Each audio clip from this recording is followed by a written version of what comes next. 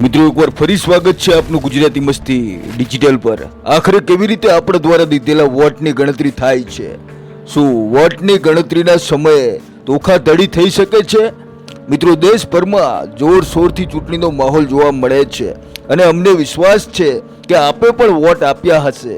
એવામાં આપ જે ઈવીએમ મશીન પર બટન દબાવી વોટ આપો છો એના વિશે આપને કેટલી ખબર છે? અને સૌથી મોટો સવાલ કે ચૂંટણી બાદ થનાર વોટની ગણતરીના વિશે શું આપને ખબર છે? કારણ કે મિત્રો જો આપને આખી પ્રોસેસ ખબર પડી જશે તો આપ હેરાન રહી જશો અને આજના આ શાનદાર વિડીયોમાં આપને તમામ હકીકતો જણાવીશું। બસ વિડીયોના અંત સુધી જોડાયેલા રહેજો। પરંતુ હા, વિડીયો શરૂ કરતા પહેલા એક નાનકડી વિનંતી છે।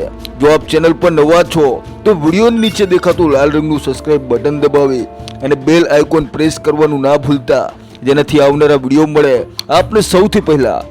મિત્રો ઈવીએમ નો મતલબ ઇલેક્ટ્રોનિક વોટિંગ મશીન। આનો વિચાર સૌથી પહેલા 70ના દશકામાં આવ્યો હતો, જેનાથી જે વોટર છે તે વિના કોઈ સમસ્યા સાચી રીતે વોટ નાખી શકે અને જે નકલી વોટ હોય છે જેમાં પ્રોક્સી વોટિંગ થાય છે, જે અવૈધ વોટિંગ થાય છે, જેનાથી સંપૂર્ણ રીતે છુટકારો મળી જાય। અને એટલા માટે સંસદમાં 1988માં જનપ્રતિનિધિત્વ અધિનિયમ 1951માં એક નવા કાયદાને જોડ્યો અને વોટિંગ મશીનના ઉપયોગના પ્રસ્તાવને ચૂંટણી કમિશને મંજૂરી આપી દીધી। કેન્દ્ર સરકારે જાન્યુઆરી 1990માં ચૂંટણી સુધાર સમિતિનું ગઠન કર્યું, જેમાં નેશનલ સ્ટેટ લેવલની રાજકીય પાર્ટીઓના હોદ્દેદારો પણ સામેલ હતા અને આ સમિતિમાં એ સમયે વોટિંગ મશીનનું પરીક્ષણ કરવામાં આવ્યું અને એક સ્પેશિયલ કમિટી તૈયાર કરવામાં આવી, જેમાં એ સાબિત કરવામાં આવ્યું કે ઈવીએમ એક સુરક્ષિત પ્રણાલી છે। અને પછી વર્ષ 1998માં ઈવીએમના પ્રયોગ પર એક સમિતિ બની। ત્યારબાદ આ મશીનનો ઉપયોગ મધ્યપ્રદેશ, રાજસ્થાન અને દિલ્હીની 25 વિધાનસભાની ચૂંટણીમાં કરવામાં આવ્યો અને ત્યારબાદ જેટલી વખત પણ ચૂંટણી યોજાય ઈવીએમનો ઉપયોગ સંપૂર્ણ રીતે થવા લાગ્યો। જોકે તેના ઉપયોગને લઈને ઘણા બધા સવાલો પણ ઉઠ્યા, પરંતુ ચૂંટણી પંચે તેને સંપૂર્ણ રીતે સુરક્ષિત જણાવ્યું। હકીકતમાં ઇલેક્ટ્રોનિક વોટિંગ મશીન એક સ્ટેન્ડઅલોન મશીન હોય છે, જેનો અર્થ છે કે આમાં દરેક મશીન પોતાની રીતે મહત્વતા ધરાવતા હોય છે। આ કોઈ એવું મશીન નથી કે આપણે એક મશીનથી વાયરનું જોડાણ કર્યું તો બધા મશીનો એક થઈ જાય। અહીં એક મશીન અલગ કામ કરશે તો બીજું મશીન પણ અલગ કામ કરશે તો ત્રીજું પણ અલગ, એટલે કે જેટલા મશીન છે તેની સિસ્ટમ અલગ અલગ હશે। એવું નહીં કે એકથી છેડછાડ થાય તો બધા મશીનોમાં થઈ શકે। સાથે આ મશીનોને ચલાવવામાં બ્લૂટૂથ, વાઈફાઈ કે ઇન્ટરનેટનો ઉપયોગ નથી થતો, સાથે ઇલેક્ટ્રિસિટી પણ નહીં, પરંતુ આમાં બેટરીનો ઉપયોગ થાય છે। આ સિવાય મશીનમાં વન ટાઈમ પ્રોગ્રામ એટલે કે માસ્ક ચિપનું રૂપ આપવામાં આવે છે, જેનાથી કોઈ પણ પ્રકારના ફેરબદલીની સંભાવના ન થાય।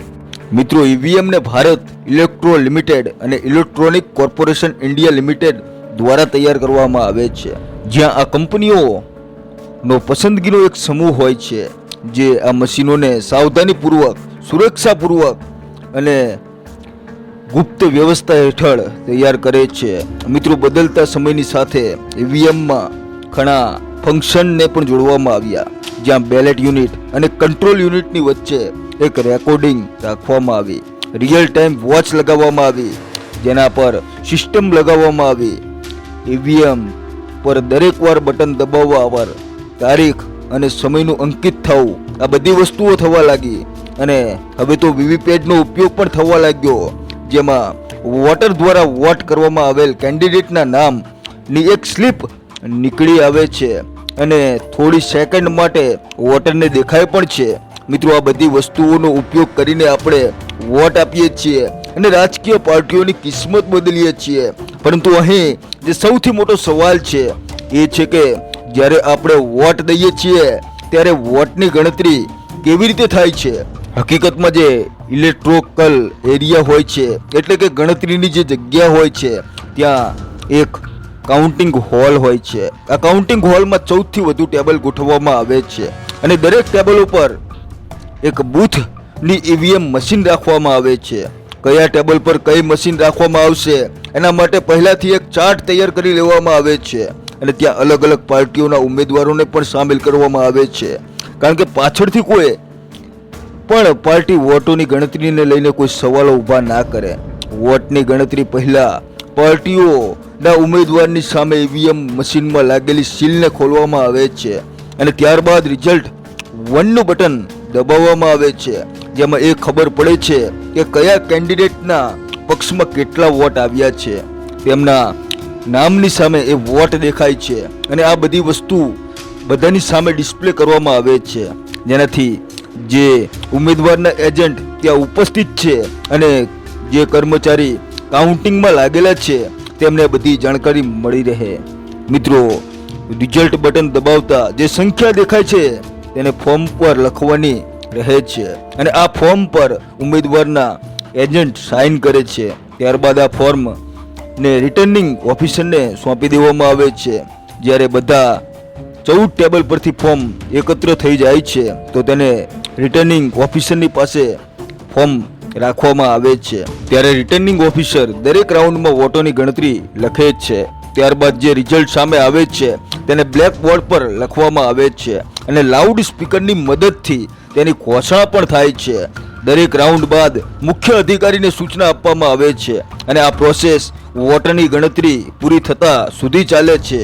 જ્યારે પહેલા ચરણની ગણતરી પૂરી થાય છે તો ચૂંટણી અધિકારી 2 મિનિટની રાહ જુએ છે, કારણ કે જો કોઈ ઉમેદવાર અથવા તેના એજન્ટને ગણતરીથી જોડાયેલી કોઈ પણ સમસ્યા હોય તો તેને એ દરમિયાન જણાવી દે.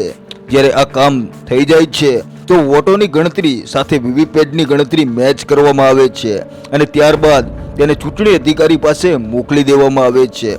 મિત્રો, આજ સુધી ક્યારેય એવું જોવા નથી મળ્યું જેમાં ઈવીએમ અને વીવીપેટના આંકડામાં કોઈ અંતર હોય અને જો કોઈ તફાવત જોવા મળ્યો તો વીવીપેટની સંખ્યાને અંતિમ સાચી માનવામાં આવશે. મિત્રો, જ્યાં વોટોની ગણતરી થશે ત્યાં ચૂંટણી અધિકારી ઉમેદવારો અને તેમના એજન્ટો સાથે ડ્યુટી પર તૈનાત સુરક્ષા કર્મીઓ અને ઘણા બધા અધિકારીઓ ઉપસ્થિત હોય છે અને તેમની મોજૂદગીમાં વોટોની ગણતરી થાય છે. જો આપણે સુરક્ષાની વાત કરીએ તો મત ગણતરી કેન્દ્રની અંદર મોબાઈલ ફોન સુધી વાપરવાની મંજૂરી નથી અને અહીં સુરક્ષાની જવાબદારી કેન્દ્ર સુરક્ષા બળ અને રાજ્ય પોલીસની હોય છે. સૌથી ખાસ વાત એ છે કે આ સંપૂર્ણ પ્રોસેસની વિડીયો રેકોર્ડિંગ પણ થાય છે અને બધા 14 ઈવીએમ એક સાથે ખુલે છે. બધામાં એક સાથે પહેલો રાઉન્ડ ચાલે છે અને બધાના ફોર્મને ભરીને રિટર્નિંગ ઓફિસર સુધી પહોંચાડવામાં આવે છે. અહીં જ્યાં સુધી ગણતરી પૂરી નથી થતી ત્યાં સુધી રાઉન્ડ આવી રીતે ચાલ્યા રહે છે અને ત્યારે જઈને આપણને ફાઇનલ રિઝલ્ટ મળે છે અને રિઝલ્ટથી ખબર પડે છે કે ચૂંટણીમાં કોને હારનું મોઢું જોવું પડ્યું અને કોણ બાજી મારી ગયું. અને મિત્રો, આપણે ઈવીએમ પર ઉઠનારા સવાલોની વાત કરીએ તો અમે આપને આપણા પહેલા વિડીયોમાં પણ જણાવ્યું હતું અને આજે પણ જણાવીએ છીએ કે ઇલેક્ટ્રોનિક વોટિંગ મશીનને કોઈ હેક નથી કરી શકતું. જ્યાં દરેક મશીનની અલગ અલગ સિસ્ટમ હોય છે, જેનાથી કોઈ એક મશીનમાં છેડછાડ કરે છે તો બાકીની મશીનો પર તેનો અસર નહીં થાય. અને આવી રીતે ના માત્ર વોટિંગ પ્રોસેસને એટલી આસાન બનાવી દેવાય પરંતુ એનાથી વધુ સુરક્ષિત પણ બનાવી દેવાય છે. માત્ર બટન દબાવતા જ વોટોની ગણતરી થઈ જાય છે અને કોઈ પણ ફેરફારની શંકા ના રહે.